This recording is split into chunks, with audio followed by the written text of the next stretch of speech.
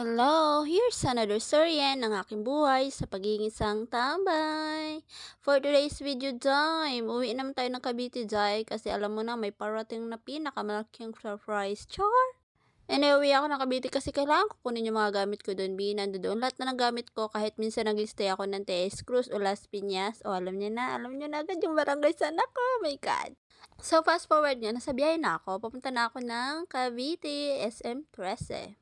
Para sa akin minsan, ito yung kalbaryo na alam mo yun, dami na ng hakutin, magdadala ka na namang gamit, babiyahe ka naman, nahihirapan ka, ang mahal-mahal mag-Grab, wala ka namang kasama, so kailangan mo talagang mag-Grab. So, anyway, kasama talaga sa buhay yan, sure.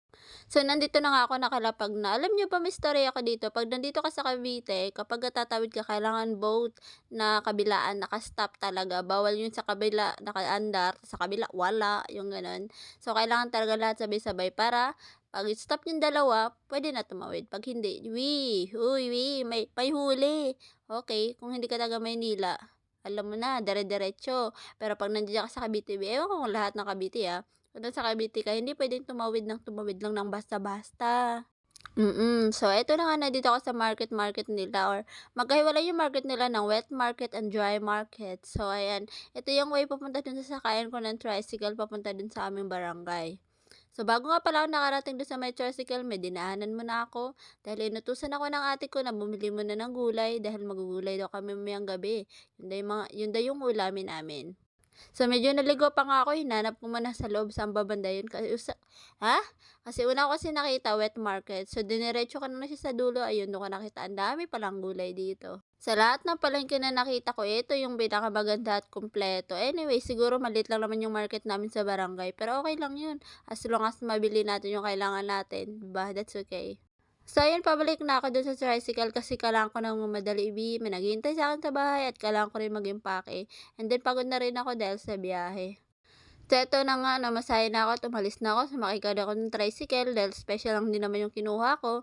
So ayun, nandito na agad ako sa bahay. Alam niyo ba, pagkarating ko, naku, ang bumungad sa akin ay merienda. Sakto pa naman ay gutom na ako kaya kumain na rin kaagad ako. So, kasama ko nga pala sa bahay yung ate ko tsaka yung anak niya. Oo, dalawa lang sila dun na nakatira, pero bihira lang bumalik o umuwi. O baga, siguro mga once a week lang umuwi yung asawa ng ate ko. So, ayan siya, yun si Morris, tsaka yan yung ate ko. So, nakita ko may pagkain sila, kaya kumain na din ng first dun, saktong-sakto. Kailangan ko dahil medyo mabigat din yung dala-dala ko, So, ayun, kain muna tayo. Meron kaming price diyan at dalawang mango float. So, dahil ayaw ng bata ng mango float, binigyan niya na lang sa akin. Sabi niya, "Sa'yo na yan, tita." So, fast forward na nga ulit tayo, Ito yung pinakaimportanteng bagay bakit inuwi ko yan dahil parating na nga si Kano at kailangan ko na mag-impake. Dahil pagka next 2 days nga yan, babalik ulit ako ng Manila.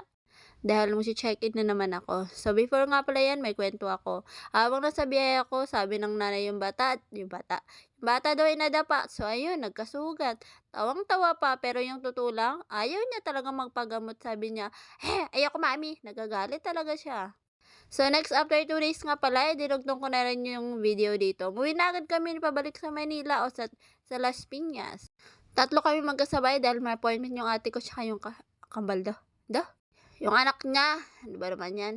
So, ayun na nga, hanggang dito na lang yung story natin. Sana naman natuwa kayo. Bye! Alam kong gusto mo ko para sa'yo, pero baby, hindi uubra. Kahit lumuha ka, pasensya kung ganito